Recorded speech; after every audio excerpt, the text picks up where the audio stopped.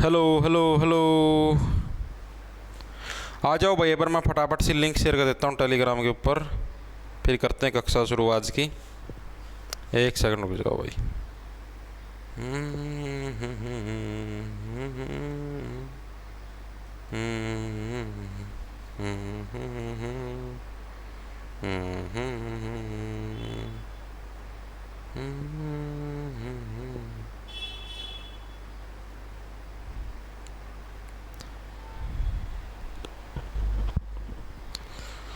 आ जाओ भाई, करते हैं शुरू भाई।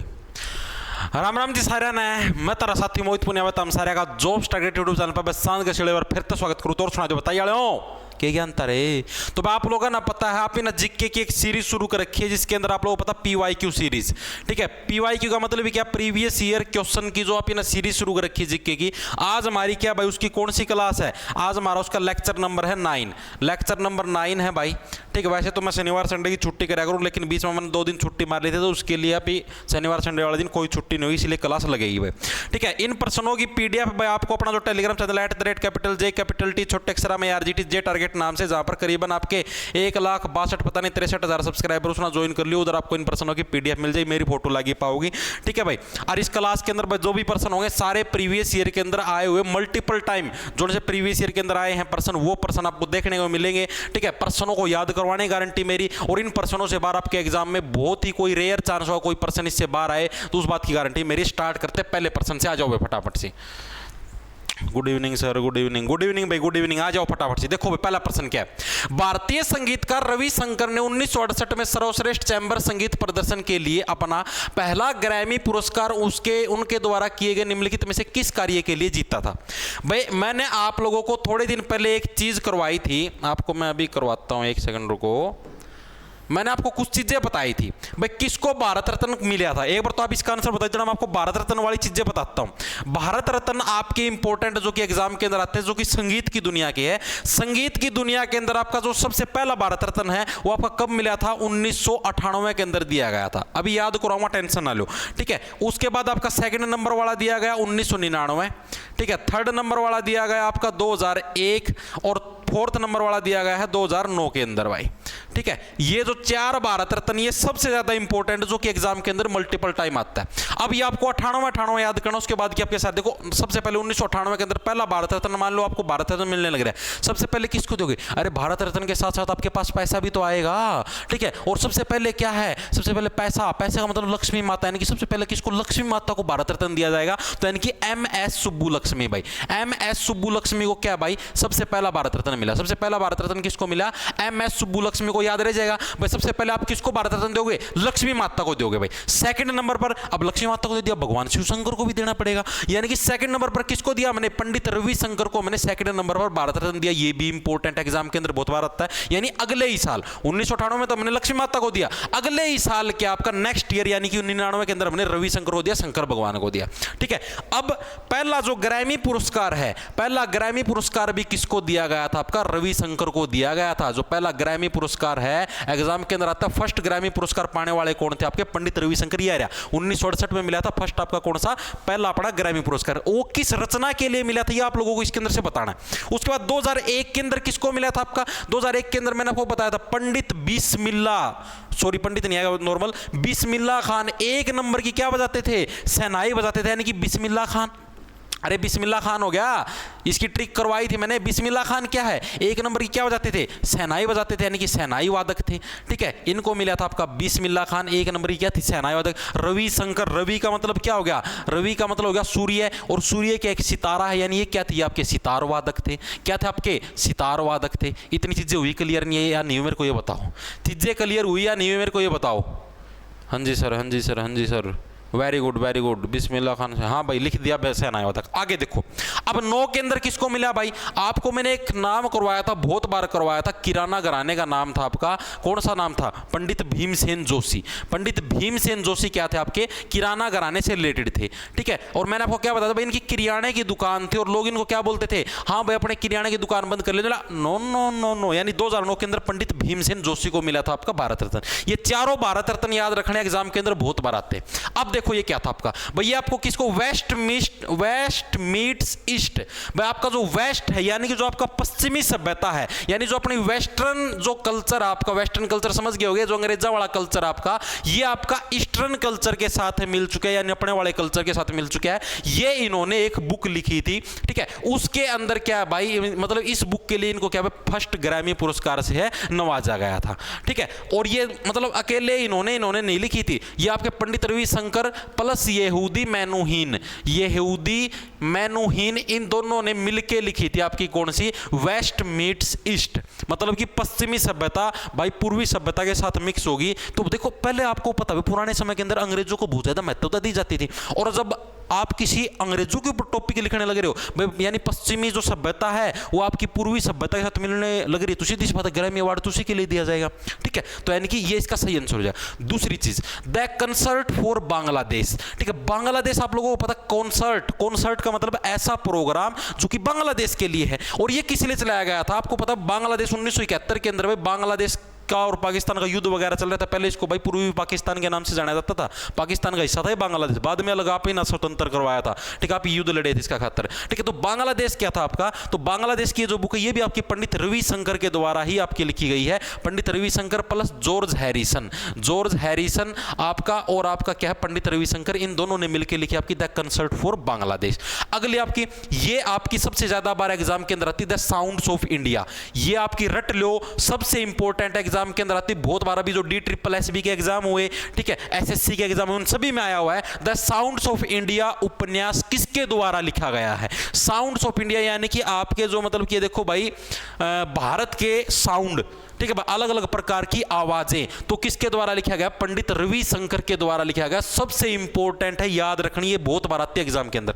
अगले आपकी फुल सर्कल कार्नेली हॉल, इसको छोड़ दो, कोई काम की नहीं है आपकी, ठीक है, ये वैसे ये भी रविशंकर जी के द्वारा ही लिखी गई थी, क्या पता एग्जाम के अंदर दर्शन दे ले, लिख लो फिर भी, ठीक है, फुल सर्कल कार्नेली हॉल, ये सबसे इंपॉर्टेंट है। द साउंड्स ऑफ इंडिया और वेस्ट मीट्स ईस्ट, ये दोनों इंपॉर्टेंट है, रट लियो भाई, ठीक है, दोनों की दोनों एग्जाम के अंदर मल्टीपल टाइम आई है और आगे भी आने की पॉसिबिलिटी है, ठीक है। आगे देखो अगले प्रश्न की तरफ चलते हैं। अगला क्या, निम्नलिखित में से कौन सी नदी केरल राज्य में नहीं बहती, CGL के अंदर आया भाई, CGL 2023 के अंदर आया है। विच of the following rivers does not flow in the state of Kerala, कौन सी नदी है केरला राज्य के अंदर नहीं बहती, ये इसके अंदर पूछा गया है। तो देखो इसके अंदर कौन सा है आपका, देखो भारत पूजा ये आपकी केरला के अंदर बहती है। इसको कैसे याद रखोगे, देखो भारत की जो सबसे ज्यादा जो पूजा होती है, ठीक है, यानी कि जो जितनी भी पूजाएं आप लोग करते हो, जैसे भगवान की जो भी पूजा करते हो, उसके अंदर से सबसे ज्यादा जो पूजा हो कहां पर होती है, आपकी केरल राज्य के अंदर होती है। क्यों, क्योंकि वहां पर क्या सबसे ज्यादा पढ़े लिखे लोग हैं। आपको पता केरल की साक्षरता दर सबसे ज्यादा है, तो सबसे ज्यादा पढ़े लिखे लोग कहां पर आपके केरल के अंदर, वहीं के लोग क्या सबसे ज्यादा पूजा करते, पूजा पाठ करते हैं, यानी कि ये तो है भाई भारत पूजा नदी। पेरियार, ये मैंने आपको बताया था, पेरियार क्या यार, क्या रला दिया, ठीक है, के रला दिया, रलाने का मतलब मैंने बताया था, रलाने का मतलब मिक्स करना। आपके मान लो पानी के अंदर, शरबत के अंदर, किसी भी चीज के अंदर कोई चीज मिक्स हो जाए, आप क्या बोलोगे, क्या यार, क्या मिला दिया, पेरियार। पेरियार कहां पर आपका, केरल के अंदर, तो मैंने बहुत बार कर रखा है।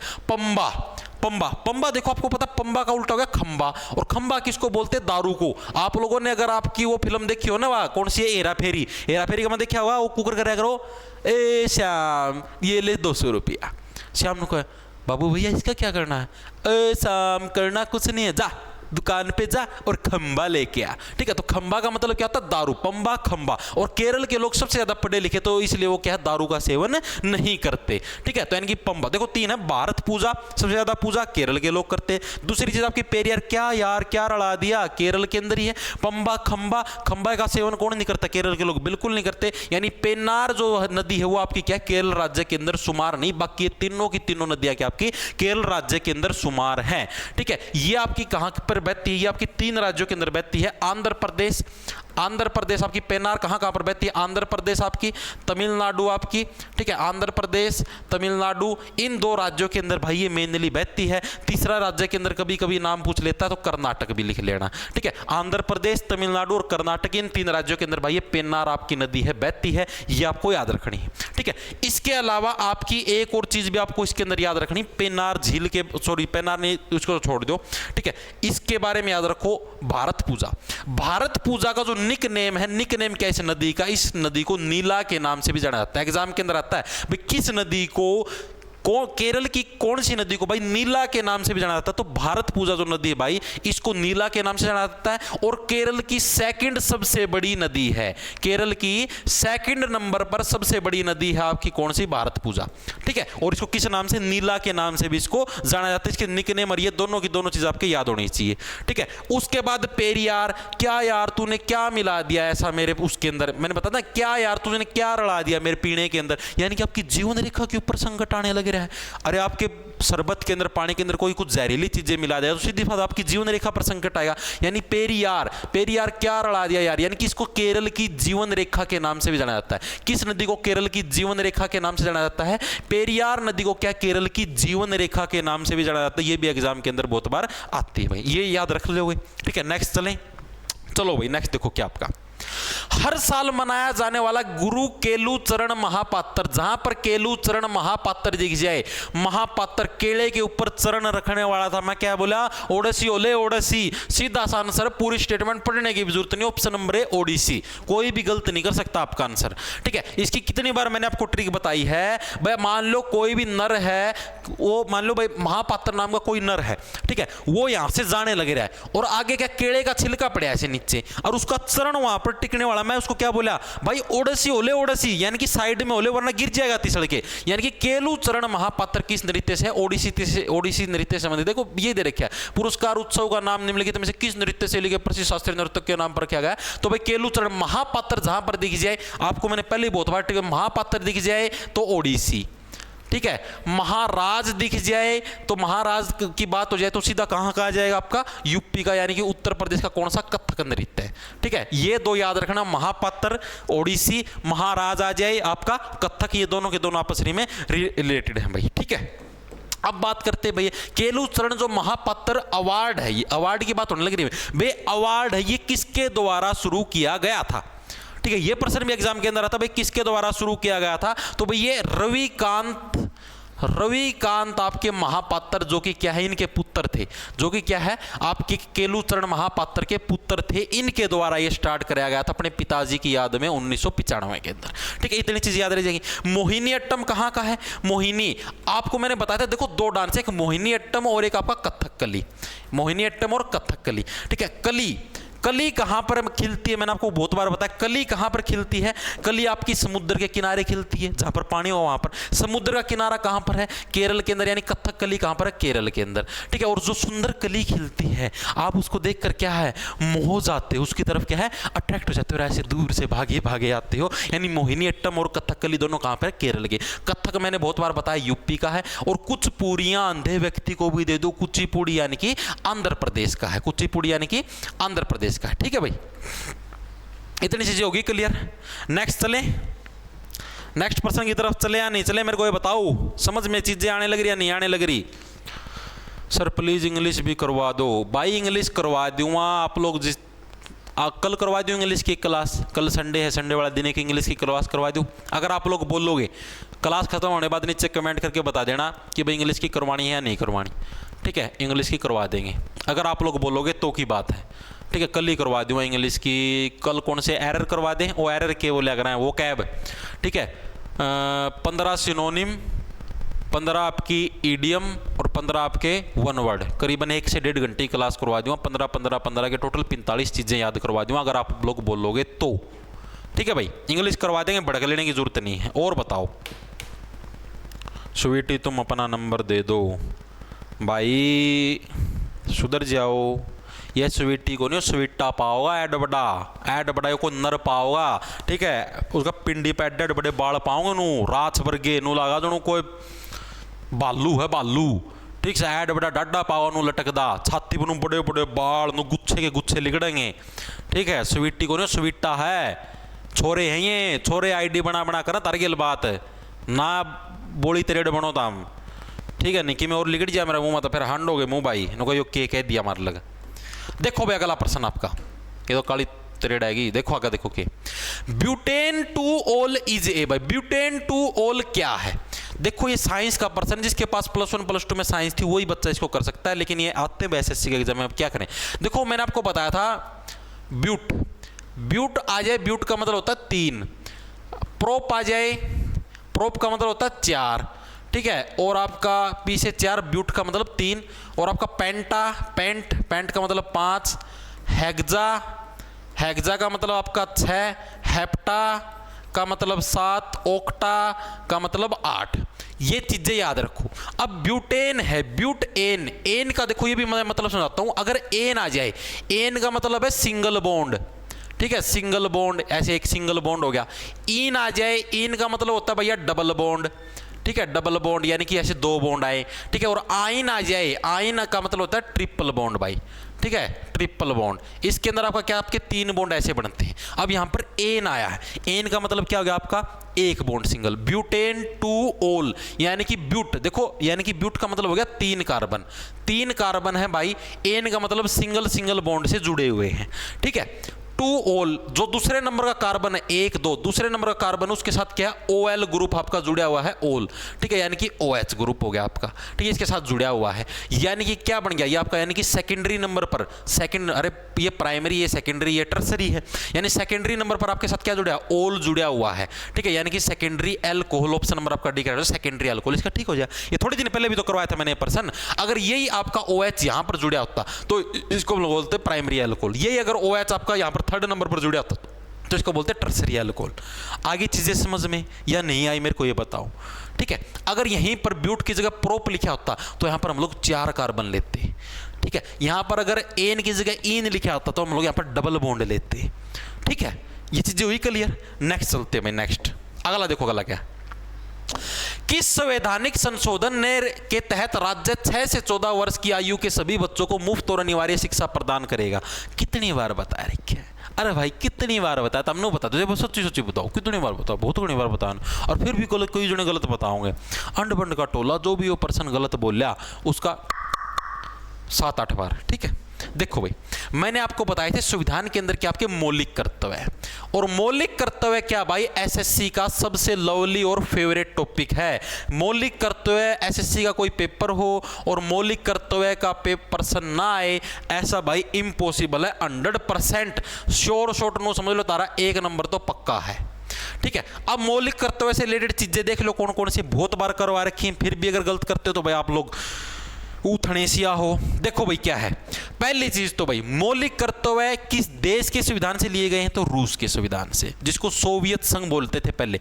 एग्जाम के अंदर एग्जामिनर कई बार सोवियत संघ आपको लिख के दे देगा, ठीक है। दूसरा, भारतीय संविधान में आपके मतलब किस समिति की सिफारिश पर, तो सरदार स्वर्ण सिंह समिति की सिफारिश पर, सरदार स्वर्ण सिंह समिति की सिफारिश पर आपके भारतीय संविधान में मौलिक कर्तव्य ऐड करे गए। ये चीजें हुई क्लियर। यानी इसको याद कैसे, देखो स्वर्ण का मतलब होगा सुनहरे, यानी अपने देश के लोगों को सुनहरा बनाने के लिए, मतलब गोल्डन बॉयज बनाने के लिए मैंने क्या है, मौलिक कर्तव्य लेके आए, ठीक है। अब अगली चीज कौन से आर्टिकल के अंदर है, आर्टिकल नंबर आपका भाग नंबर 4A, भाग कौन सा आपका भारतीय संविधान का, भाग नंबर 4A। आर्टिकल कौन सा, आर्टिकल नंबर 51A, यानी एक नागरिक को हम लोग A+ बढ़ाएंगे, ठीक है। इसके अंदर ये आपका आर्टिकल, इस आर्टिकल के अंदर जिक्र है। उस टाइम भारत की प्रधानमंत्री कौन थी आपकी, इंदिरा गांधी जी उस टाइम क्या थी, भारत की प्रधानमंत्री थी। तो इंदिरा गांधी जी के टाइम पर क्या ये आपके मौलिक कर्तव्य ऐड करे गए थे, ठीक है। उस टाइम क्या थी, PM थी। ये भी आता है एग्जाम के अंदर। अब जो मेन चीज आती है, टोटल कितने हैं, टोटल आपके वर्तमान में 11 मौलिक कर्तव्य हैं। लेकिन जिस टाइम भारत का संविधान बना, यानी कि जो 42वां संविधान संशोधन था आपका, 4+2 6, यानी कि 1976 के तहत ये मौलिक कर्तव्य भारतीय संविधान में आपके ऐड करे गए हैं। तो उस टाइम कितने थे, उस टाइम ये मात्र 10 थे, ठीक है। कितने थे, 10 थे मात्र। ये 11वां आपका कौन सा था, ये 11वां आपका ऐड कराया गया आपका 86वां संविधान संशोधन, जो कि कब हुआ, 2002 के अंदर हुआ था, जिसके तहत क्या था आपका 6 से 14 वर्ष तक के बच्चों के लिए अनिवार्य और मुफ्त शिक्षा का प्रावधान था। तो यही तो है, कौन सा संशोधन जिसके तहत 6 से 14 वर्ष तक के बच्चों के लिए अनिवार्य और मुफ्त शिक्षा, 86वां संविधान संशोधन। सिंपल, बच्चों के गाल पे डिंपल। फिर भी अगर प्रश्न नहीं आया तो तुम्हारे होंगे बड़े बड़े पिंपल। देखो सिंपल सा था, कुछ ज्यादा मुश्किल नहीं था 22 के अंदर। देखो 11 मौलिक कर्तव्य हैं वर्तमान के अंदर, 10 जो ऐड करे थे। 42वां संविधान संशोधन था 1976, 4+2 6, यानी कि 1976, और जो 11वां आपका देखो 86वां मतलब छाना, यानी क्या है भाई, अपना देश है मौलिक कर्तव्य ऐड करके छा गया कि हाँ भाई अपने देश के नागरिकों को आप अच्छा बनाने के लिए मौलिक कर देगा। भाई लाइट चली गई है, मेरी 5-5 मिनट में याद दिला दियो भाई कैमरा चालू रखना, नहीं वरना बंद हो जाएगा। नहीं तो अगर इसमें चार्जिंग में लगाए रखो तो इसमें चरड की आवाज आओगी, ठीक है। तो आपके ये थे भाई, 1 सेकंड रुक जाओ, इसकी भी चार्जिंग हटा दो, नहीं दिक्कत आओगी, ठीक है भाई। ये चीजें हुई क्लियर। तो यानी कि 86वां से क्या भाई अपना देश के अंदर क्या आप ही छा गए। ठीक है भाई, हाँ भाई हमने मौलिक कर्तव्य ऐड करे भाई 2 साल तक किया ऐसे 2 साल से ऊपर के बच्चों के लिए क्या भाई अब 6 से 14 वर्ष तक के बच्चों के लिए अनिवार्य और मुफ्त शिक्षा का हम लोग प्रावधान करने वाले हैं ना। अब और देखो 73वें से क्या बढ़िया, 73 से बढ़िया बढ़िया तितर। मैंने आपको पहले बताया 73 से क्या बढ़िया आपके तितर। और तितर कहाँ पर उड़ते? तितर एक छोटा सा पक्षी होता है जो गोबर के ऊपर घूमता है। ठीक है, और मैक्सिमम आप लोगों को पता है जहां पर गोबर का जहां पर ज्यादा गाय भैंस रखते हैं, और गाय भैंस ज्यादा कहां पर रखते हैं? अपने गाँव के अंदर रखते हैं। तो गाँव के अंदर क्या अक्सर तितर ऐसे गलियों के अंदर घूमते मिलेंगे। यानी 73वां संविधान संशोधन से तितर यानी कि आपकी जो ग्राम सभा है, ग्राम सभा होगी, आपकी पंचायत होगी। ठीक है, यानी कि पंचायती राज वाला सिस्टम हो भारत के संविधान में आपका ऐड कराएगा 73वां संविधान संशोधन के तहत। ठीक है, 42वां संविधान संशोधन मैंने बताया था आपके मौलिक कर्तव्य ऐड करे गए 1976 आपके। ठीक है, जो से 10 मौलिक कर्तव्य ऐड करे गए थे वो। ठीक है, ये चीजें हुई क्लियर। नेक्स्ट चले, नेक्स्ट चलो भाई, उठ लो भाई सारे जने, चलो। Outer most cover of plant cell is known as, पादप कोशिका का सबसे बाहरी आवरण क्या कहलाता है? सेल का प्रश्न है, शुरू वाले दिन ही सेल करवा दी थी, उसी के अंदर मैंने बताया था। देखो 2 चीजें होती हैं, एक होती है सेल मेम्ब्रेन, सेल मेम्ब्रेन, ठीक है, और एक होती है सेल वॉल।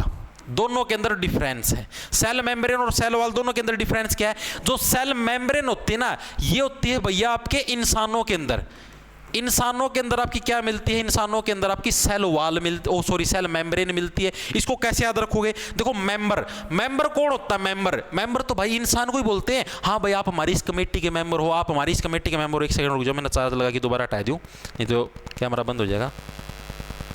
ठीक है, देखो मैंने क्या बताया था भाई, मेंबर किसके होते हैं? जो जीवित इंसान होते हैं वही तो मेंबर बनते हैं। भाई आप हमारी इस कमेटी के मेंबर हो, आप हमारी फलाना कमेटी के मेंबर हो, आप ऐसे हो वैसे हो। यानी कि मेंबर किसके बनते हैं? इंसानों के। इंसान ही तो बनते हैं मेंबर। यानी कि सेल मेम्ब्रेन होती है वो होती है इंसानों के अंदर। और सेल वॉल, दीवार, यार आप पेड़ पौधे या छोटे मोटे कीड़े मकोड़े भाई इनका मैं तो सब दीवार खड़ी कर दो चाहिए तो बूथ तो इनमें दिमाग थोड़ी ना हुआ है। इंसानों के अंदर तो दिमाग है। यानी सेल वाल किसके अंदर होती है? प्लांट के अंदर। ठीक है, इंसेक्ट्स के अंदर, जो कीड़े मकोड़े हैं उनके अंदर। ठीक है, और भी जो जीवाणु है अगर बैक्टीरिया इन सब के अंदर क्या होती है? इन सब के अंदर आपकी सेल वाल होती है, यानी दीवार हो। इनका दिमाग दीवार बरगा हो, कुछ काम कौन करे। ठीक है, इन दोनों के अंदर फर्क रह गया। सेल मेम्ब्रेन का मतलब मेंबर। जो मेंबर कौन बन सकता है आपको पता है? इंसान ही मेंबर बन सकता है। आपका कोई भी अजीवित वस्तु या जो छोटे मोटे कीड़े मकोड़े किसी के मेंबर नहीं बन सकते। तो यानी सेल मेम्ब्रेन और सेल वॉल दोनों में फर्क लग गया। तो ये देखिए outer most cover of plant cell, plant cell की सबसे बाहरी मेम्ब्रेन को क्या बोलते हैं आप? सेल वॉल बोला जाता है। ठीक है, इंपॉर्टेंट है, एग्जाम के अंदर बहुत बार आता है, सीजीएल के अंदर भी आया, साइंस का पर्सन है।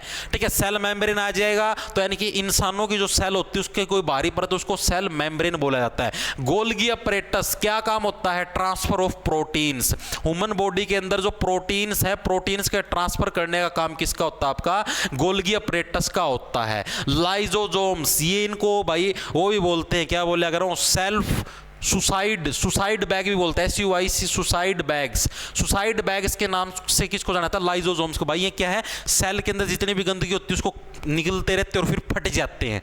ठीक है, उस गंदगी को नाश करके। ठीक है, इस तरीके से चारों की चारों चीजें आपको याद रखनी है। नेक्स्ट देखो भाई, नेक्स्ट क्या है आपका? ये भी अच्छा प्रश्न है। गुरुवायूर एकादशी किस भारतीय राज्य का सांस्कृतिक त्योहार है? बताओ भाई। Guruvayur Ekadashi is a cultural festival of which state? बताओ भाई। लाइट चांदी गर्मी होगी भाई, तो उम्मस होगी नरी। ये भी लगता है चल रहा था कि मैं इसमें पंखुड़ा ये जमाए बंद हो गया सांग बांग। बताओ भाई। मैं पानी मंगवा लूँ भाई, 1 सेकंड रुक जाओ। नो तो भैया मरते हो जाए बिना पानी पिए। तो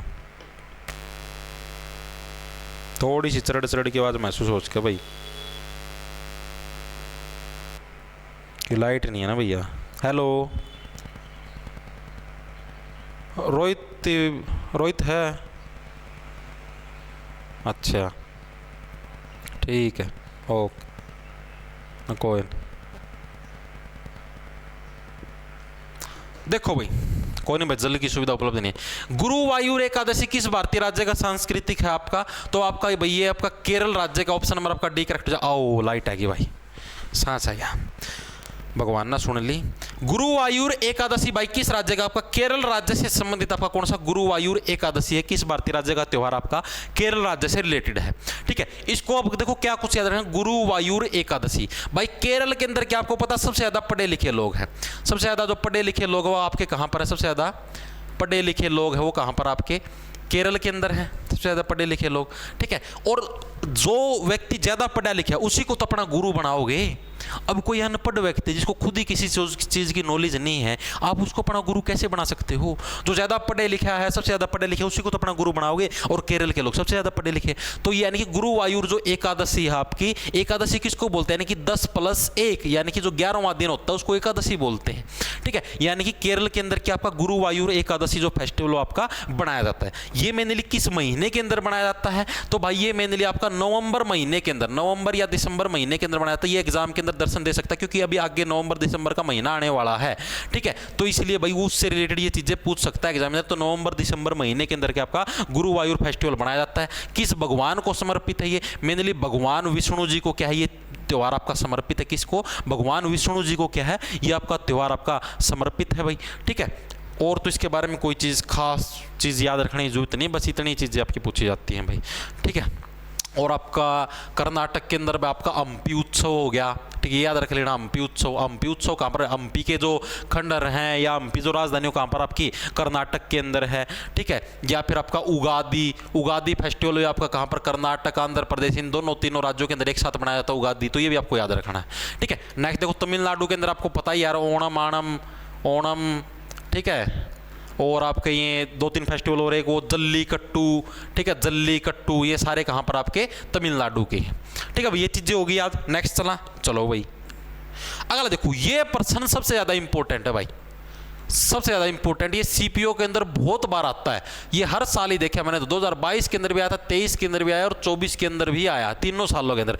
पश्चिमी चक्रवर्ती विक्षोभ डैश में उत्पन्न होता है, बताओ। मैक्सिमम बच्चे गलत करेंगे।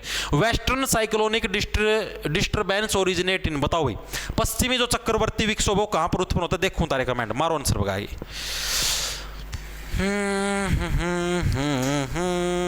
बताओ भाई।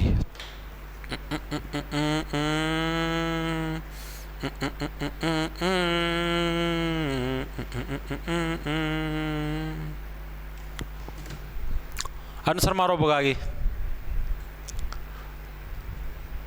सी कोई जने बी बता रहे। बी तो कुकरे को नहीं हो भाई, पश्चिमी चक्रवर्ती विक्षोभ है। ये भारत का मैप है, भारत के मैप का नीचे वाला एरिया मान लिया, केरल तमिलनाडु और ये। ठीक है, आपको पता भाई इस तरफ कौन सा पश्चिमी हिस्सा है? पश्चिमी राजस्थान की तरफ है। ठीक है, और इस तरफ आपका पूर्वी है, बंगाल की तरफ है। ठीक है, अब बंगाल की खाड़ी बंगाल की साइड ही तो है, तो इधर तो भैया पूर्वी हिस्सा हो जाएगा, पश्चिमी की तो बात ही नहीं होने लग रही। इस तरफ आपका अरब सागर गिरता है, अरब सागर आपका पश्चिम की साइड है। ठीक है, अरब सागर है, इधर पूर्वी की तरफ बंगाल की खाड़ी है। ठीक है, या इधर आपका श्रीलंका बन जाएगा। ठीक, तो अब बताओ कहां पर है? तो पश्चिमी चक्रवर्ती विक्षोभ भाई, अब इसको मैक्सिमम बच्चे क्या इसके अंदर अरब सागर ठोक के आते हैं, जो कि आंसर गलत है। अरब सागर नहीं आएगा। जितने भी मैक्सिमम विक्षोभ है ना वो सारे आपके भूमध्य सागर से उठते। ऑप्शन नंबर आपका डी है, करेक्ट हो जाएगा। ठीक है, इसीलिए तो मैं लेके आया हूं प्रश्न, क्योंकि मैं खुद भी इसको 2-3 बार गलत करके आया हूं एग्जाम के अंदर, सच बात बताने लग रहा हूं। तो यानी पश्चिमी चक्रवर्ती विक्षोभ है भाई, मैं खुद यही सोचता था पश्चिम है तो अरब होता होगा, नहीं, इसके अंदर भूमध्य सागर आएगा। ठीक है, पश्चिमी चक्रवर्ती विक्षोभ आपका कहां से उत्पन्न होता है? भूमध्य सागर से है भाई आपका उत्पन्न होता है। ठीक है, ये किसके लिए उत्तरदायी आपका पश्चिमी चक्रवर्ती विक्षोभ? आपका जो सर्दियों के अंदर जो बारिश होती है। ठीक है, सर्दियों के अंदर जो बारिश होती है, सर्दियों के अंदर जो बारिश होती है, उस बारिश के लिए कौन सा उत्तरदायी है आपका? सर्दियों के अंदर जो बारिश होती है भाई, उसके लिए कौन सा चक्रवात आपका वो है भैया? वो आपका कौन सा? पश्चिमी वो चक्रवर्ती विक्षोभ किसके? सर्दियों के अंदर जो बारिश होती है उसके लिए आपका उत्तरदायी है भाई। ठीक है, नेक्स्ट देखो भाई, नेक्स्ट क्या आपका? भारतीय संविधान का कौन सा अनुच्छेद संसद को उसके द्वारा बनाए गए कानून के बेहतर प्रशासन के लिए अतिरिक्त न्यायालयों स्थापित करने का अधिकार देता है? क्या प्रश्न क्या पूछा गया? प्रश्न ये पूछा गया है, मान लो जो मतलब जैसे भारत का संविधान का कौन सा आर्टिकल है, अब संसद को क्या पावर है, ये क्या कहने लग रहा है भाई, संसद को ये पावर है कि मान लो देखो, अब संसद ही तो आपके कानून बनाती है। जो संसद है आपकी वो क्या बनाती है, वो आपके कानून बनाती है। देश के अंदर कोई भी कानून हो, कुछ भी हो, सारे कौन बनाती है, संसद बनाती है। ठीक है, आप सभी को पता है। अब संसद है, कानून बनाने लग रही तो उस कानून की प्रोटेक्शन करवाने का अधिकार भी संसद के पास है। ठीक है, अब जितनी ज्यादा अदालतें होंगी तो अगर कोई भी कुछ भी कांड कर देगा तो उतनी ही जल्दी आपका मामला सुलटने की प्रोबेबिलिटी ज्यादा बढ़ जाएगी। ठीक है, यानी कि इसके अंदर ये देखिए भाई, संसद को कौन से आर्टिकल के तहत यह पावर है कि भाई वो जितने चाहे उतने मर्जी आपके न्यायालय यानी कि बना सकता है। न्यायालय यानी कि आपके जो कोर्ट है उतने ज्यादा कोर्ट ये बना सकता है कानून की रक्षा के लिए। तो ये आर्टिकल मतलब कौन से आर्टिकल के तहत संसद को ये पावर, थोड़ा सा डिफिकल्ट पर्सन पड़ता है। देखो फिर इसके अंदर देखो, मैं इसको याद करने की ट्रिक बताता हूं आपको। भाई संसद को क्या एक तरीके से स्वतंत्रता है, अरे संसद को क्या एक तरीके से आजादी है, स्वतंत्रता। वो कितने भी न्यायालय बना सकता है, देश के अंदर कितने भी कोर्ट क्रिएट कर सकता है। जैसे पंजाब हरियाणा हाई कोर्ट है, ठीक है, देश के अंदर एक सुप्रीम कोर्ट है, हिमाचल का अलग हाई कोर्ट है, मध्य प्रदेश का अलग हाई कोर्ट है, हर एक राज्य के अंदर अलग अलग हाई कोर्ट है। किसी राज्य के अंदर दो दो भी बना सकता है, जैसे पंजाब और हरियाणा का एक सिंगल हाई कोर्ट दे रखा है। ठीक है, आगे भविष्य में जरूरत पड़ने पर दोनों के अलग अलग भी बन जाएंगे। ठीक है, मान लो पंजाब का हाईकोर्ट अलग, हरियाणा का अलग, तो इस टाइप से मतलब कि कितने हाईकोर्ट क्रिएट करते। तो ये क्या है, संसद की आजादी के बारे में बताने लगे। और अपने देश की आजादी कब हुई थी, 1947 के अंदर। तो जहां पर 47 आ जाए, आर्टिकल 247, यानी कि संसद की आजादी के बारे में हम लोग जिक्र करने लग रहे हैं, तो आर्टिकल नंबर 247 हम संसद की आजादी के बारे में जिक्र करने लग रहे हैं। ठीक है, अब 246 के अंदर क्या है, आप लोगों को मैंने आपको बताया था भाई 246 यानी कि एक प्रॉपर गैप के ऊपर चीजें चलने लग रही है। आपको एक पता है भाई, संविधान के अंदर जो संघ सूची है, ठीक है, कौन सी अनुसूची के अंदर इनका जिक्र है, संविधान की 7वीं अनुसूची के अंदर संघ सूची, राज्य सूची और आपकी समवर्ती सूची, 3 टाइप की सूचियां हैं। ठीक है, इसके अंदर क्या, इनके ऊपर इनके अंदर अलग अलग टॉपिक शुमार है। जैसे संघ का मतलब होगा सेंट्रल गवर्नमेंट। सेंट्रल गवर्नमेंट के अंदर जैसे रेलवे डिपार्टमेंट है, वो आपका सेंट्रल गवर्नमेंट के अंदर, यानी रेलवे के ऊपर कोई भी कानून है तो संघ सूची के विषय के अंदर आता है। राज्य सूची के अंदर मान लो कोई भी स्टेट लेवल के कोई काम, जैसे बस स्टैंड से रिलेटेड कोई है, ठीक है, ये काम स्टेट उसके अंदर आ गया। ठीक है, तो यानी कि जो राज्य स्टेट गवर्नमेंट जिन कामों को हैंडल कर सकती है उसके बारे में देखिए। इसके अंदर क्या चीज देखिए, संघ सूची के ऊपर तो सेंट्रल गवर्नमेंट कानून बनाएगी और राज्य सूची के ऊपर क्या आपकी स्टेट गवर्नमेंट। तो ये आर्टिकल नंबर 246 के अंदर आपका जिक्र दिया गया, ये भी एग्जाम के अंदर आपका बहुत बार आता है। 248 के अंदर भाई, 248 के अंदर भाई जोन सी चीजें तीनों सूचियों के अंदर नहीं है, जोन सी चीजें तीनों सूचियों के अंदर नहीं है भाई, उनके ऊपर कानून बनाने का अधिकार क्या है, सेंट्रल गवर्नमेंट के पास है। ये आर्टिकल 248 के अंदर तीनों याद हुए। 247 संसद को आजादी है कि कितने भी देश के अंदर न्यायालय यानी कि कोर्ट क्रिएट कर सकती है। दूसरी चीज 46 के तहत आपका 246 यानी तीनों को इक्वल हिस्सा दिया गया, संघ सूची, राज्य सूची, समवर्ती सूची। ठीक है, संघ सूची के कानून है आपके सेंट्रल गवर्नमेंट बनाएगी, राज्य सूची के कानून है आपकी स्टेट गवर्नमेंट बनाएगी। ठीक है, 248 के अंदर जो संघ सूची, राज्य और समवर्ती के अंदर नहीं आते दोनों से टॉपिक, उनके ऊपर भी सेंट्रल गवर्नमेंट को अधिकार है कानून बनाने का। इतनी चीजें हुई क्लियर या नहीं हुई, मेरे को ये बताओ, होगी ना, बताओ भाई। नीतू मोर सर इंग्लिश कल पक्का करवा देना भैया। आप लोग देखो कमेंट करके कहोगे ना तो करवा दूंगा यार। एक तारी जिज्ञासा ना पाओ भाई इंग्लिश पढ़ने का, मैं तो भाई मैं धक्का कैसे कर सकूँ आप लोगों के साथ, आप खुद बताओ। अब मान लो मैं ऐसे कह दूँ हाँ भाई इंग्लिश करवाऊंगा, बालक आऊँ सारे 50 देखने इंग्लिश है ना भाई, बच्चे का इंटरेस्ट है ना, तो मैं कैसे धक्का पे मैं इंग्लिश करवा सकूँ, आप खुद बताओ। अगर आप लोगों का इंटरेस्ट होगा, आप लोग मुझे बोलो कि हाँ भाई इंग्लिश करवानी है तो इंग्लिश करवा सकता हूँ भाई मैं। ठीक है, अच्छा साथ दोगे तो ठीक भाई, माड़ा इंग्लिश करवाने बैठ जाऊं, बालक 10 आवे उसका फायदा क्या भाई। ठीक है, तो ये चीजें हुई क्लियर। नेक्स्ट प्रश्न की तरफ चले, चलो भाई। भारत में जनगणना पहली बार वर्ष 1872 में डैश के अंतर्गत शुरू की गई थी। आसान सा प्रश्न है, मुश्किल नहीं है।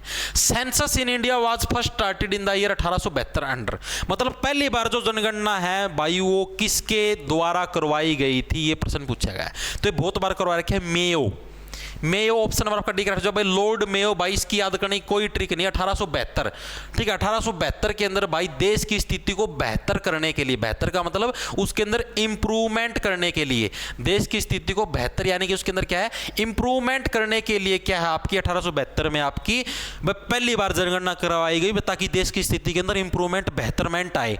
ठीक है, और किसके द्वारा, मेयो के द्वारा इसकी आपकी करवाई गई थी भाई। मेयो ऐसे करो, मेयो मरो, मेयो से मरो भाई, जो मरे हैं उनकी जनगणना समझ लो, ठीक है। यानी कि इस तरीके से देश की स्थिति को बेहतर बनाने के लिए पहली बार जनगणना हुई। अब इसी से रिलेटेड और भी फैक्ट हैं जो कि आपको याद रखने एग्जाम के अंदर आते हैं, ठीक है। पहली रेगुलर जनगणना कब हुई? ये जो जनगणना थी ये थी इररेगुलर, मतलब कि वैसे रेंडमली करवा के देख ली थी। पहली बार जैसे अब 10-10 साल के गैप पर जो जनगणना है वो कब हुई थी आपकी? तो पहली रेगुलर जनगणना 1881 के टाइम से स्टार्ट हुई, यानी कि इस जनगणना के 9 साल बाद, ठीक है। उसके बाद 81 के बाद से भाई हर 10 साल बाद जनगणना होनी शुरू होगी, यानी 1891 में, फिर 10 साल बाद, यानी कि 1901 में भाई, फिर 10 साल बाद, ऐसे 10-10 साल के गैप पर होनी स्टार्ट हो गई थी, ठीक है। तो यानी कि जो 81 वाली जो इसको आता है एग्जाम के अंदर, पहली रेगुलर जो जनगणना है वो किसके टाइम पर हुई? अब जो नॉर्मल पहली बार जो जनगणना 1872 वाली, ये तो मेयो के टाइम पर हुई थी, ठीक है। अब जो पहली रेगुलर है, रै से रेगुलर, रै से रिपन, रै से रेगुलर, रै से रिपन, यानी कि लॉर्ड रिपन के टाइम पर, क्या आपकी रिपन के टाइम पर भाई आपकी पहली रेगुलर जनगणना हुई थी 1881 में। इसको याद करने क्या रिपन से हो गया रिबन, भाई इसने रेगुलर जनगणना का ऐसे रिबन काट दिया, आ जाओ अब से रेगुलर जनगणना होगी। तो किसके टाइम पर हुई? आपकी रिपन के टाइम पर हुई। इतनी चीजें याद हुई, ये आपका एग्जाम के अंदर बहुत बार। अब एक और चीज आती है भाई, कौन सी जनगणना के दौरान आपकी जनगणना के अंदर भाई मतलब जो ग्राफ ऐसे मतलब जनसंख्या ऐसे बढ़ती जाने लगी, उसके अंदर ऐसे गिरावट दर्ज आई? कौन सी साल वाली जनगणना थी जिसके अंदर पहली बार गिरावट दर्ज आई? तो 1911 से लेकर 21 वाली जो जनगणना थी ना भाई, उस टाइम अपने देश के अंदर भाई प्लेग और बहुत ज्यादा महामारी फैली, जैसे अभी कोरोना आया था ना, उसी टाइप से महामारी फैली थी, ठीक है। और इसके अंदर जनगणना के अंदर बहुत ज्यादा गिरावट दर्ज करने को देखने को मिली। तो पहली बार जनगणना के अंदर गिरावट कब आई थी आपकी? जो कि 1911 से 21 वाली जो जनगणना थी उसके अंदर पहली बार गिरावट दर्ज की गई थी भाई। ये चीजें आपको याद रखनी है, ठीक है भाई। नेक्स्ट चलें, चलो भाई और ऐड करना की है, चलो नेक्स्ट पे। कई भगवानों में विश्वास की निंदा करने के लिए फारसी में एकेश्वरवादियों को उपहार किसने लिखा था? मतलब भाई अपने देश के अंदर हर एक प्रकार के लोग थे। कुछ लोगों का मानना यह था कि भगवान एक ही है भाई, जैसे आप ये अलग अलग भगवान को नहीं मानते, जैसे भगवान शिव हो गया, भगवान विष्णु, ठीक है, भगवान ब्रह्मा, या और भी जैसे भगवान हो गए, तो आप भी बहुत सारे भगवानों को मानते हैं, ठीक है। तो कई लोगों का क्या कहना था भाई भगवान इतने ज्यादा नहीं होते, ये उनके रूप है, भगवान सिर्फ एक ही है, धरती के ऊपर सिर्फ भगवान एक ही, कोई एक ऐसी शक्ति है जो कि सारे सिस्टम को कंट्रोल करने लग रही है। कई लोगों का यह मानना था। जैसे उन्हीं के अंदर एक शुमार थे व्यक्ति राजा राम मोहन राय, जिनका क्या मानना था आपका भैया, क्या कहने लगे थे भाई कई भगवानों में विश्वास की इन्होंने निंदा की। भाई आप लोग अलग अलग भगवानों को मानते हो, हाँ भाई मेरा ये भगवान है, मेरा वो भगवान है, भाई इसकी इन्होंने निंदा की, भाई ये गलत चीज है, ठीक है। इसकी बजाय क्या है, आप लोग एक ही ईश्वर को मानो, भाई भगवान सिर्फ एक, उनको मन से मानो, ठीक है। एक ईश्वर का जो सिद्धांत उसके ऊपर किसने बल दिया? राजा राम मोहन राय। एग्जाम के अंदर बहुत बार आता है, कभी भी आपको एकेश्वरवाद नाम का शब्द दिख जाए, भाई एक ईश्वर, सीधी सी बात है राजा राम मोहन राय हुआ, ठीक है। ये राजा थे, राम थे, राम ही आपके एक भगवान, इस तरीके से करो राम ही क्या है, एक है भगवान है। यानी एकेश्वरवाद का कभी भी नाम आ जाए तो राजा राम मोहन राय का नाम उसके अंदर आपको देखने को मिलेगा भाई, ठीक है। ये आपको पक्का है, रट लो। इसके अलावा राजा राम मोहन राय ने क्या था भाई, 1828 के अंदर किसकी स्थापना करी थी? ब्रह्म समाज की स्थापना। ये भी एग्जाम के अंदर बहुत बात है। ब्रह्म समाज की स्थापना किसके द्वारा करी गई थी? आपकी राजा राम मोहन राय के द्वारा करी गई थी। कब करी गई थी? 1828 के अंदर भाई, ठीक है। इसके अलावा आपकी स्वामी दयानंद सरस्वती के द्वारा किसकी स्थापना करी गई थी? आपकी 1875 या 76 के अंदर, मेरा एग्जैक्टली ध्यान को नहीं, ठीक है। इस टाइम करी गई थी किसकी? आपकी आर्य समाज की, ठीक है। आर्य समाज की स्थापना किसके द्वारा करी गई थी? स्वामी दयानंद सरस्वती के द्वारा करी गई थी। कब? आपके 1875 के अंदर, ठीक है। इन्होंने किस चीज के ऊपर बल दिया? इन्होंने बल दिया वेदों की ओर लौटो। एग्जाम के अंदर आता है वेदों की ओर लौटो का नारा किसके द्वारा दिया गया? वेदों की ओर लौटो भाई। ये जो वेद थे ना आपके, जैसे भाई आपके 4 वेद, ऋग्वेद, सामवेद, यजुर्वेद, ठीक है, इन वेदों की ओर लौटो भाई। इनका मानना था भाई वेदों की ओर लौटो। इन्होंने भी किस चीज के ऊपर? इन्होंने मूर्ति पूजा का विरोध किया था। ये भी एग्जाम के अंदर आता है। मूर्ति पूजा का विरोध किसने किया था भाई? आपका स्वामी दयानंद सरस्वती, यानी आर्य समाज की स्थापना करी थी भाई, इनके द्वारा किया गया था मूर्ति पूजा विरोध। ये क्या बोलते थे भाई, आप लोग जो मूर्ति होती है, जैसे अपने कोई भी भगवान की मूर्ति आप उसके सामने प्रार्थना करते हो, उसके बजाय भगवान को मन से मानो, मन में ही ऐसे सोचो हाँ भाई भगवान जी मेरी प्लीज मदद करो, इस टाइप से, ठीक है। इन्होंने इसका विरोध वो कराया था भाई। इसके अलावा एक इन्होंने बुक भी लिखी थी, उसका नाम तो था लोटो, बुक का क्या नाम था भाई?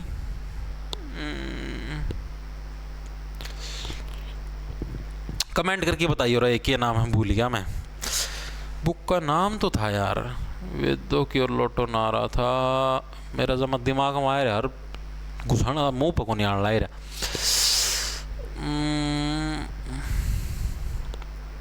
की थारे तो की और लौटो देवुक होगी।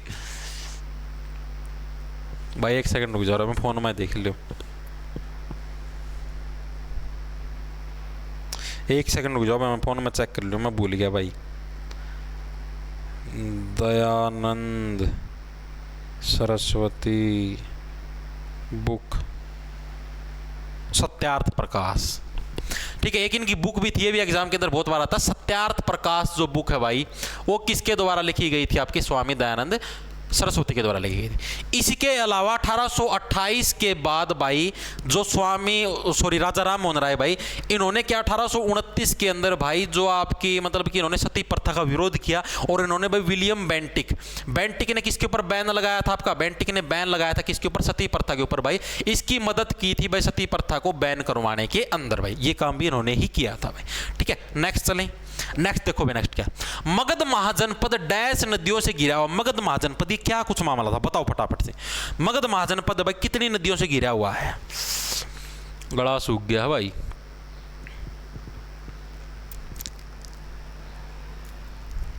सर आप भूल क्यों जाते हो? अरे भाई दिमाग का मैं कितना डाटा गालूं हमने तो बताओ। तो हम तो सिर्फ यो एक सब्जेक्ट पढ़ के जानते रहो, मैं दिन में और भी चीज़ पढ़नी हुआ है, ठीक है। सारी चीज़ दिमाग में ओवरफ्लो हो जाए, ऊपर तले करनी शुरू हो जाए, चीज़ ਨੂੰ कचड़ कचड़ कचड़ कचड़ भूल जाओ यार। सारी चीज़ भगवान थोड़ी है ना, हाँ इंसान। हाँ देखो भाई, मगध महाजनपद भाई कौन सी नदियों से घिरा हुआ था? आप लोगों को पता, देखो मगध महाजनपद के अंदर क्या भाई, ये मगध महाजनपद था क्या? सबसे पहले जो सा मतलब महाजनपद आया था भाई, जहाँ से मतलब सारी चीज़ें स्टार्ट हुई थी, वो कौन सा था? मगध महाजनपद ही था। इसके अंदर जो सा सबसे पहला वंश था जो कि एग्जाम के अंदर बहुत बार आता है, हर्यक वंश। हर्यक वंश क्या आपका मगध महाजनपद का पहला वंश था, जिसके संस्थापक कौन थे? आपके बिंबिसार थे। कौन थे आपके? बिंबिसार क्या थे? आपके मगध महाजनपद के संस्थापक थे। और इनको याद करने की क्या ट्रिक है आपकी? देखो बिंबिसार, सार का उल्टा क्या बन गया? सार का उल्टा बन गया जार। और जार किसको बोलते हैं? ऐसा नर जो कि अलग अलग मादाओं के पीछे भटकता रहता है। जैसे अपनी चैट के अंदर भी बहुत सारे जार मिलेंगे, ठीक है। और जो वीडियो देखने लग रहे हैं इनके अंदर भी बहुत सारे लोग जार प्रवृत्ति के मिलेंगे, जो कि मान लो एक मादा चली गई यहाँ से, सुंदर दिखी, उसके पीछे पीछे हाँ मादा, ठीक है। थोड़ी देर बाद दूसरी मादा दिखी, ओ हाँ मादा, उसको बोलते जारी मारना, ठीक है। तो जार यानी कि देखो बिंबिसार, सार का उल्टा बन गया जार। यानी कि हर्यक से क्या हो गया? हर एक। हर्यक से क्या बन गया? हर एक, जो कि हर एक नारी पर क्या है? जारी मारे, ठीक है। इस तरीके से याद कर लो। यानी कि हर्यक वंश का संस्थापक कौन था? बिंबिसार। एक इनका आप देखो भाई, सीधी सी बात, इसको देखो याद करने की ट्रिक है भाई, इनके वास्तविक जीवन से इसका कोई रिलेशन नहीं है। अब सीधी सी बात है भाई, किसी व्यक्ति का बाप जार निकल जाए तो सीधी सी बात है भाई, उसका बेटा तो उसका शत्रु बनेगा। तो इसके बेटे का क्या नाम था? अजात शत्रु। अजात शत्रु क्या था? इनके बेटे का नाम था, ठीक है। जो कि क्या थे? आपके पहली बौद्ध संगीति, फर्स्ट जो बौद्ध संगीति मैंने आपको करवाई थी ना, बौद्ध संगीति, फर्स्ट बौद्ध संगीति के दौरान उपस्थिति दर्ज करवाई थी आपकी अजातशत्रु के, ठीक है। कहां पर हुई थी? आपकी राजगृह के अंदर। राजगृह के अंदर क्या आपकी पहली बौद्ध संगीति हुई थी, ठीक है। और इसके अंदर क्या था भाई आपका? ये भी कौन सी नदियों के पास स्थित है मगध महाजनपद? तो गंगा और सोन भाई, गंगा और जो सी सोन नदी भाई, इनके पास कौन सा आपका मगध महाजनपद कौन सी नदियों से घिरा हुआ है? गंगा और सोन। देखो गंगा तो सीधी बात है पवित्र नदी तो होनी, साथ क्या सोना भी तो फुल होया करता, पुराने महाराजा के पास फुल सोना था, फुल बाय फुल सोने से भरा हुआ था मगध महाजनपद। यानी गंगा और सोन नदियों के साथ क्या ये घिरा हुआ था, ये आपको याद रखना है, ठीक है भाई।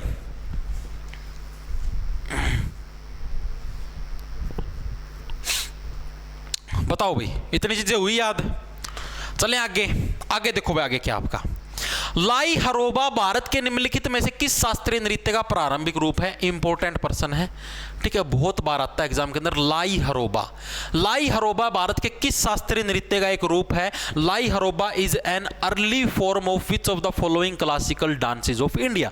लाई हरोबा, देखो लाई हरोबा, अरे हरीश के बाबू कुछ लाना।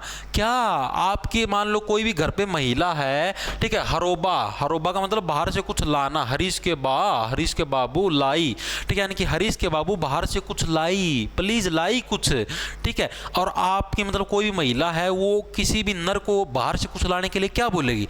मनी ही तो बोलेगी भाई, मनी कमा के ला बाहर से, तनी मणिपुरी। और ये आप देखो वर्डिंग, देखो ये वर्डिंग ही कहाँ की लग रही है आपको? ये देखो लाई हरोबा तांग तांग सांग बांग बूंग ऐसे शब्द है अपने ईस्ट इंडिया के अंदर यूज होते हैं, ईस्ट इंडिया पूर्वी भारत के अंदर, ठीक है। जैसे मणिपुर हो गया, असम हो गया, मेघालय हो गया, उस तरफ इन शब्दों का यूज है। लाई हरोबा, तांग लाई, झांग लाई, इस तरीके के शब्द, ठीक है। मोहिनीअट्टम केरल का है, सत्रिया असम के अंदर, कथकली भी आपका केरल का है, ठीक है। तो लाई हरोबा ये बच गया मणिपुरी का, मणि से मनी, लाई हरोबा, हरीश के बाबू बाहर से मनी लेके आना, ये मणिपुरी से रिलेटेड है, ठीक है भाई। इससे रिलेटेड यही चीजें याद रखनी है। नेक्स्ट देखो क्या आपका, लघु पैमाने की इकाइयों को बड़े पैमाने की इकाइयों से निम्न आधार पर अलग किया जाता है। Small scale units are distinguished from large scale units on the following basis. बस स्मॉल स्केल यूनिट्स ये क्या दे रखे, स्मॉल स्केल यूनिट्स का मतलब छोटी फैक्ट्री। मान लो एक छोटी फैक्ट्री है, उसको आप एक बड़ी फैक्ट्री से कैसे अलग करोगे, लार्ज फैक्ट्री से भैया कैसे अलग करोगे एक छोटी फैक्ट्री को, ये दिया गया है। देखो छोटी फैक्ट्री और लार्ज फैक्ट्री दोनों के अंदर डिफरेंस है।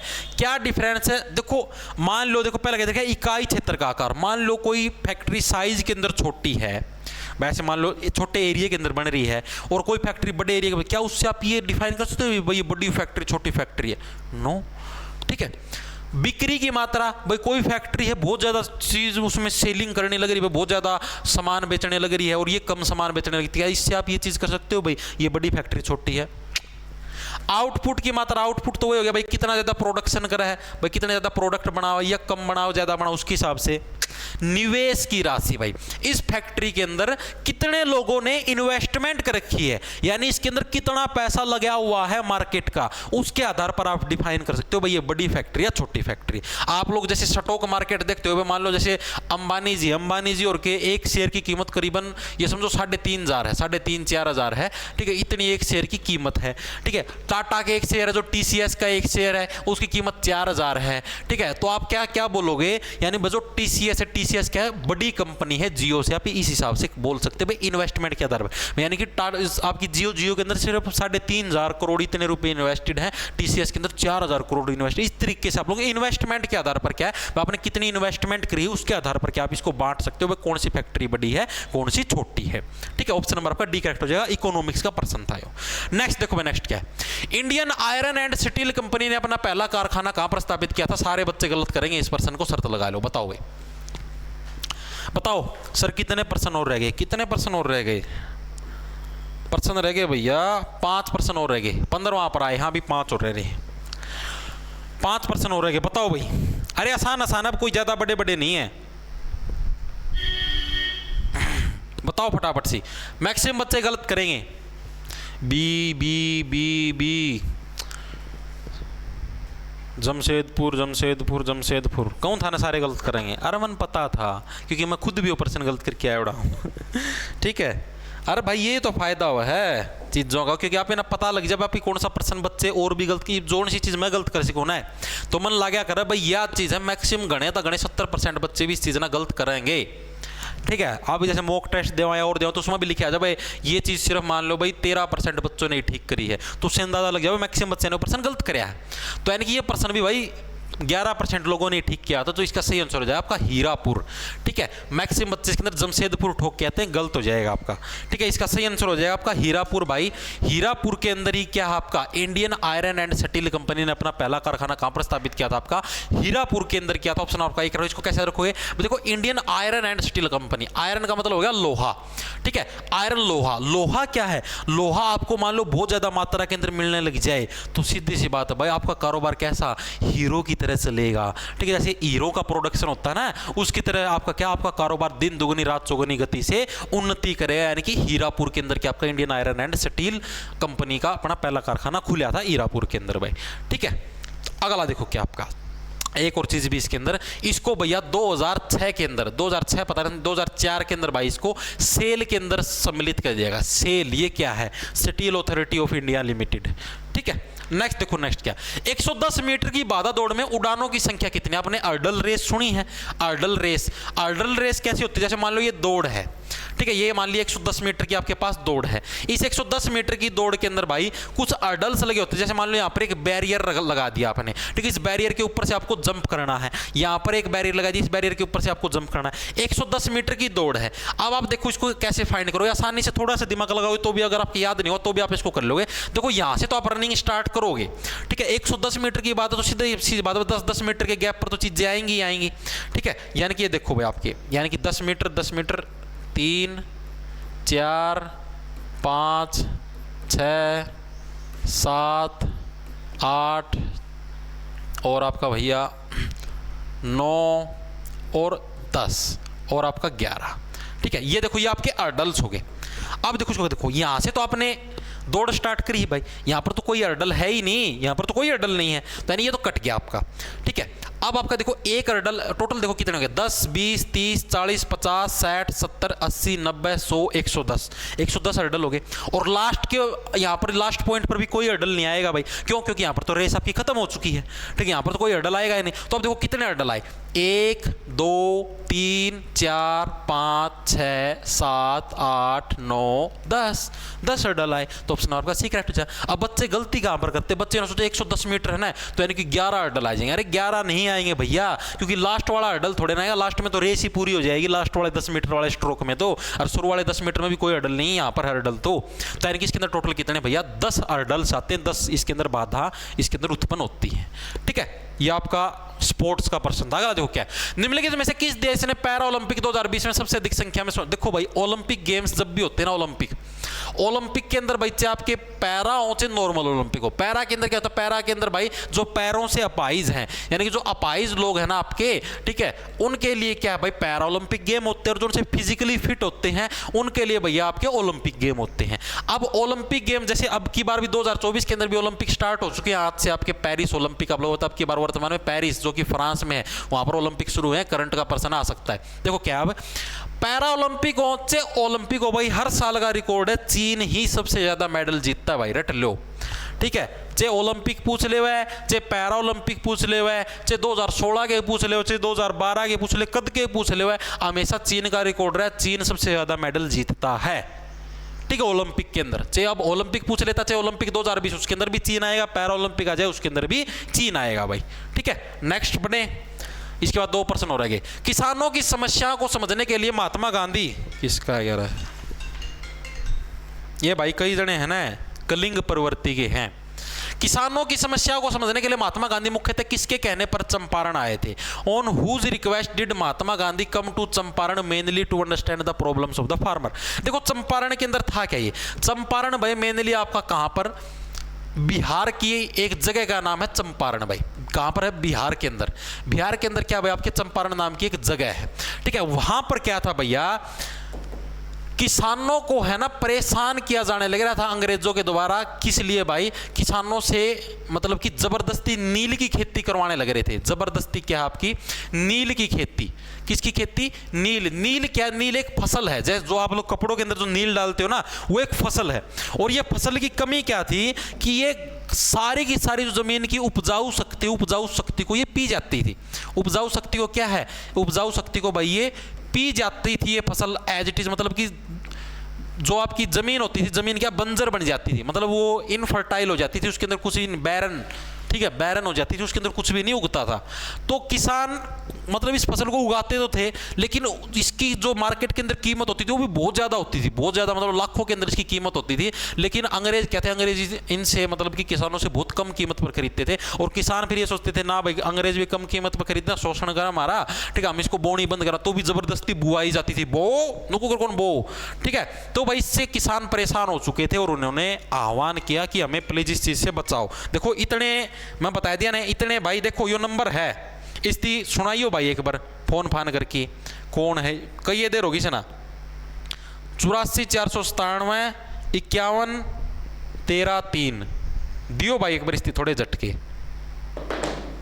कलिंग प्रवृत्ति, देखो चंपारण आए थे भाई, तो भाई किसके कहने पर आए थे भाई, तो आपके राजकुमार शुक्ला, ऑप्शन आपका डी करेक्ट। राजकुमार शुक्ला के कहने पर क्या थे भाई आपके, ये महात्मा गांधी मुख्यतः कि आपके चंपारण के अंदर आए थे भाई, किसके कहने पर, राजकुमार शुक्ला के कहने पर आए थे भाई। ये आपके क्या थे, किसानों के नेतृत्व करता थे, ठीक है। इनके नेतृत्व के अंदर ही मतलब कि ये आपके महात्मा गांधी जी के पास गए थे और ऐसे बोले कि हाँ जी प्लीज हमें वो करो भाई, सपोर्ट करो, ठीक है। तो यानी कि ये कब हुआ था आपका 1917 के अंदर हुआ था आपका चंपारण सत्याग्रह, और राजकुमार शुक्ला भाई, राजकुमार है सीधी सी बात है, प्रिंस है, ये तो आपकी लीडरशिप के नेतृत्व करें यानी कि राजकुमार शुक्ला भाई। नेक्स्ट देखो भाई, नेक्स्ट क्या आपका, निम्नलिखित में से क्या सरकार की राजस्व प्राप्ति का एक उदाहरण है? विच ऑफ, इसके बाद एक पर्सन और रह गया, विच of the following is an example of government revenue receipt. भाई सरकार है जो भी सरकारी खजाना भरती है उसका एग्जाम्पल कौन सा है? सार्वजनिक क्षेत्र की कंपनियों के शेयरों की बिक्री, शेयर बिका ना तो सरकार का क्या फायदा है? ऋण की वसूली, ब्याज, सरकार द्वारा एकत्रित जीएसटी, बिल्कुल सही है, जो सरकार जीएसटी इकट्ठा करती है, गुड्स एंड सर्विस टैक्स, भाई उससे क्या है? सरकार का खजाना बढ़ता है भैया। तो जीएसटी से क्या है? जीएसटी से सरकार का खजाना बढ़ता है, तो सरकार द्वारा एकत्रित जीएसटी भाई। ऑप्शन नंबर सी का, ये तो नॉर्मल सा था। लास्ट प्रश्न देखो भाई, वह दिल्ली का सुल्तान था जिसने दरबार में सजदा और पैबोस की प्रथा की शुरुआत की थी, वह कौन था? अच्छा प्रश्न बताओ भाई, किसने भाई इस प्रथा की शुरुआत की थी? अब भी लाग रहे हो, कौन मानना भाई, बताओ भाई।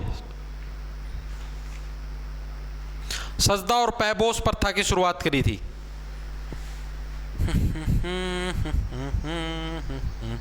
लास्ट प्रश्न है, देखो भाई, तो कौन था भाई जिसने सजदा और पैबोस? भाई ये था आपका गयासुद्दीन बलबलमय, ऑप्शन आपका बी करेक्ट हो जाए भाई। ये क्या थी सजदा और पैबोस प्रथा भाई? एक सेकंड रुक जाओ, इतना दो ही दूं मैं। हेलो, नमस्कार जी सर। एक तो सर बार बार फोन ना मिलाया करो, आदमी थोड़ा व्यस्त भी हुआ है। तो सर अब आप देखिए 5-6 बार फोन आ लिए जी, मैं बिजी थोड़ा काम में लगा हुआ था, क्लास लेने लग रहा था, और अभी आप ऐसे मतलब रेंडम ऐसे इतने फ़ोन मिलाओगे तो सर ऐसे अच्छा तो नहीं लगा है। हाँ जी, व्हाट्सएप डाल दिया करो, मैं उधर देख लूँ, ऐसे बार बार फ़ोन ना मिलाया करो। हाँ जी कर देंगे, उसकी कोई बात नहीं है, कर दूँगा जी मैं उसके। हाँ जी उसको मैं अभी अभी कर दूँगा उसको, एक बार क्लास ख़त्म होने के बाद। हाँ जी हाँ जी ठीक है जी। इतने देख लो भाई, इतने कलिंग प्रवृत्ति के लोग स्पेशल टीम बिठा रखी है फोन मिलाने खातर। गयासुद्दीन बलबन, गयासुद्दीन बलबन क्या था भाई? जिसने सजदा और पैबोस प्रथा। ये सजदा क्या था? सजदा का मतलब है आप राजा के दरबार के अंदर हो तो जितने भी सैनिक या कोई भी आएगा तो अपना सर को ऐसे झुका के रखेगा, राजा की नजरों में नजरें नहीं मिलाएगा, उसको बोलते हैं सजदा। यानी कि अपना जो सर है उसको झुका के रखना, सिर झुका के रखना, इसको क्या बोलते हैं? सजदा की प्रथा। ठीक है, इसके अंदर इसने क्यों प्रथा भाई? इसके अंदर बल था, इसके अंदर क्या था? बल था, इसलिए इसने प्रथा की शुरुआत करी। पैबोस, पैबोस का मतलब देखो पैसे हो गया पैर, यानी कि जो राजा के जो पैर हैं उसको क्या चूमना पड़ेगा, उसको क्या चूमना पड़ेगा भाई। ठीक है राजा के पैर चूमने पड़ेंगे। आप जिस चीज को चूमने की उसमें रहते हो ना प्रतीक्षा में, वो चीज नहीं मिलेगी, राजा के पैर चूमने पड़ेंगे भाई। ये प्रथा शुरुआत करी थी बलबन के द्वारा। ये बलबन था कौन? मेनली गुलाम वंश का शासक था। ठीक है, गुलाम वंश का आपका शासक था। गुलाम वंश का संस्थापक कौन था आपका? गुलाम। गुलाम कौन होता? कुत्ता होता है, यानी कि कुतुबुद्दीन ऐबक। कुतुबुद्दीन ऐबक क्या आपका गुलाम वंश का संस्थापक था। ठीक है, कुतुबुद्दीन ऐबक। इस तरीके से आप लोग याद कर सकते हो। कुतुब मीनार का निर्माण भी इन्हीं के द्वारा करवाया गया था, कुतुब मीनार का निर्माण। ठीक है, इसके अलावा 2.5 दिन का झोपड़ा, 2.5 दिन का झोपड़ा, इसका निर्माण भी किसके द्वारा करवाया गया था? आपका गयासुद्दीन बलबन, ओ सॉरी कुतुबुद्दीन ऐबक के द्वारा करवाया गया था। गयासुद्दीन बलबन ने अपने आप को क्या बोला? ईश्वर की छाया। ईश्वर की छाया किसको बोलते हैं? ईश्वर की छाया, जिले इलाही, जिले इलाही बोला भाई इसने अपने आप को। जिले इलाही इसका मतलब होता है आपका ईश्वर की छाया। ये क्या बोला? मैं तो ईश्वर की छाया हूँ, मतलब कि इतना आपकी वो समझा गया, मैं तो साक्षात मैं ईश्वर हूँ। अगला आपका एक और चीज़ है दीवान ए अर्ज। दीवान ए अर्ज आपका किससे रिलेटेड डिपार्टमेंट था? इसी के टाइम पर बना था। ये आपका सेना से रिलेटेड डिपार्टमेंट है। इसको कैसे देखो? अर्ज, अर्ज का उल्टा का कर्ज, यानी लोगों से जो कर्ज की वसूली करनी है वो कौन करती है? आपकी सेना करती है। इस तरीके से याद रख सकते हो। और दीवान ए वजारत, दीवान ए वजारत बोल लो या विजारत बोल लो, ये विभाग किससे रिलेटेड था? वैसे विजारत, वैसे वित्त विभाग, यानी कि पैसे वाला डिपार्टमेंट था भाई। ये भी आपका एग्जाम के अंदर आता है। तो ये प्रश्न थे भाई आपके, ठीक है, जो कि आपके इंपॉर्टेंट थे, प्रीवियस ईयर बेस्ड थे, एग्जाम के अंदर दर्शन आपको दे सकते हैं। मल्टीपल टाइम ये रिपीट हुए हैं। कैसे लगे आपको प्रश्न? क्लास के अंदर प्रश्न याद हुए या नहीं हुए? प्रश्न समझ में आए या नहीं? मजा आया या नहीं आया? सारी की सारी चीजें आपको कमेंट करके बतानी, और मेरे को ये बताना कल इंग्लिश की क्लास लेनी है या नहीं लेनी, एक बार के लिए ट्रायल के रूप में मेरे को बता देना। ठीक है, इन प्रश्नों की पीडीएफ आपको जो अपना टेलीग्राम चैनल है @J छोटे अक्षर में RGT J टारगेट नाम से, उधर आपको इन प्रश्नों की पीडीएफ मिल जाएगी। 1,62,000 या 63,000 सब्सक्राइबर पाओगे, मेरी फोटो लगी पाओगे ना, ज्वाइन कर लियो भाई। ठीक है, गुड नाइट, सो जाओ, रोटी राटी खा के भाई खा जाओ फटाफट। कल फिर मिलते हैं।